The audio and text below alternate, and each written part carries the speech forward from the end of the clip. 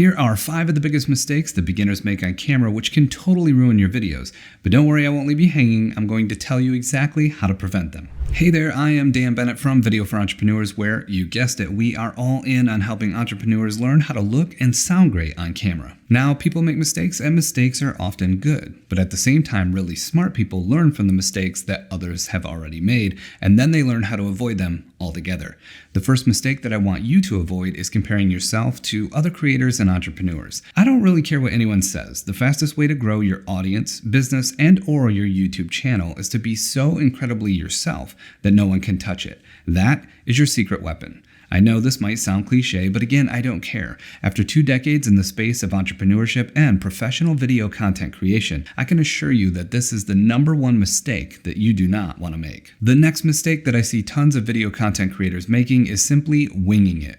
There's been this huge surge of better done than perfect culture, and it really hurts video creators when all they hear from the people they look up to is just make crappy videos or make 100 videos and just keep putting them out. Who cares what they look like? Now, I'm not removing all merit from anything that helps us stay away from never launching at all, but I view video content creation more like a cocktail.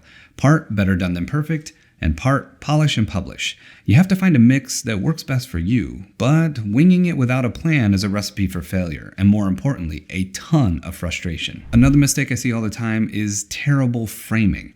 I know I've talked about this a lot in other videos, but framing is a controllable element of your video, and you should do your best to eliminate all distractions. Frame too high and I'm drowning. Frame too low and I'm having my head cut off. Both are terrible things. Frame too wide and I'm showing way more to the audience than I need to. Remember that you control the final frame and the elements that surround you as well, so make the most of your framing. Another mistake that I see people make all the time is capturing audio on the camera or device that they're filming with. Now, I can make an entire video course just about capturing great audio and still not cover everything. But today I just want to point out the most important part of audio capture when it comes to your videos, and that is capturing your audio separately from your camera. Your smartphones, webcams, and DSLR cameras were made for one thing.